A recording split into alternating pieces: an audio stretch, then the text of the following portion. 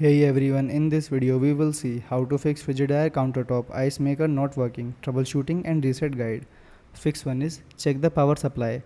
Make sure the ice maker is plugged securely into a working wall outlet. Try another appliance in the same outlet to confirm it has powered. If you are using an extension cord, plug the ice maker directly into the wall outlet. Second one is perform a simple reset. Turn off the ice maker, unplug it from the power outlet, then wait 5 to 10 minutes. Plug it back in, turn it on and start a new ice making cycle. Third one is add enough water. Open the water reservoir, then fill it with clean, cold drink water up to the max fill line, then close the lid and restart the ice maker.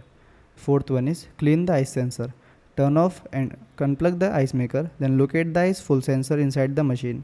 Gently wipe the sensor with a soft cloth. Plug the unit back in and test it.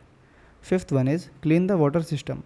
Drain all the water from the reservoir. Clean the inside using warm water and mild dish soap or a vinegar water solution. Rinse roughly with clean water. Run 1 or 2 ice making cycle and discard the first bath of ice. Thanks for watching.